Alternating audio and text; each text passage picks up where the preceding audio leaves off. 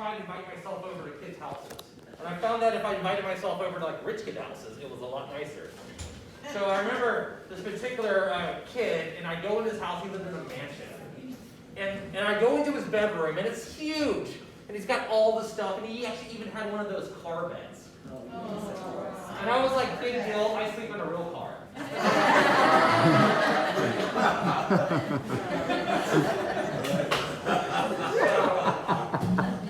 So I was also a very sensitive kid growing up. Like, I would pretty much cry at the drop of a hat. I'm still actually a sensitive man, especially not doing drugs. But my mom would always say to me, Toby, it's okay if you're going to be gay. I was like, look, Mom, I'm not gay, I'm just not attracted to you.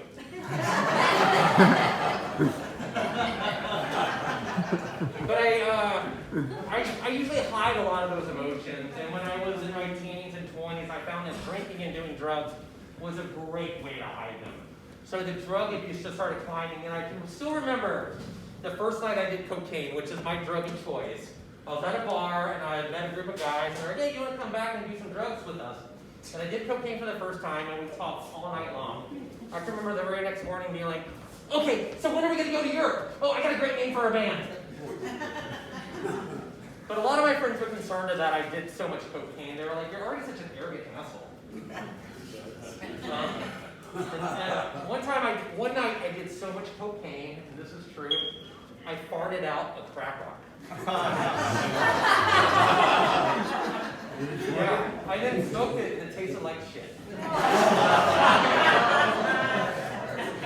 So I knew I had a problem, and so I was lucky enough to come to Duffy's. And this was, 40 days ago when the COVID protocol was something similar to what Best Buy has when you walk in the door. Right? Of course, at Best Buy, at least the internet works, right? Oh, yeah. That's right. I can still remember my intake here. I think kind of the most disturbing thing is when they took my chain wallet. And I was like, why are you taking it? You think I'm a violent person? They're like, no, because you're 47. I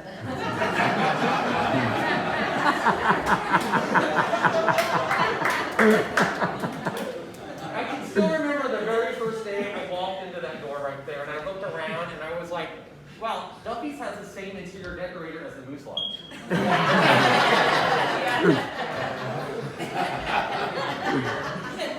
But during those couple days at Duffy's, a couple people can remember this, we had, right when I got here, was right when the COVID shit hit. And the very first roommate they put me in there had COVID, right? And so the second day, I'm off of drugs, and they isolate me in a room by myself, way over here, and I was climbing the walls. And I remember, I was like, I can't wait to go to a group meeting. So finally, when I was all clear, I got to go to meeting, and I came into this room, and they were literally playing 28 Days, the Juliet Roberts movie or whatever. And Sandra Bullock. I was thinking that's confusing. I was so pissed off. I marched right to that damn window, got on my high horse, and said, do you know how hard my dad has to work to send me here every day? Jesus. I mean, I'm going to extend. He's going to have to get a second job. That man's 87 years old. But I've had a couple of counselors here. My counselor right now, and I'm wrapping up, is Heather. And Heather, she's not really happy with how I'm doing here. She's like, she doesn't see any improvement. She doesn't think I'm taking it seriously. So I asked her, how does that make you feel?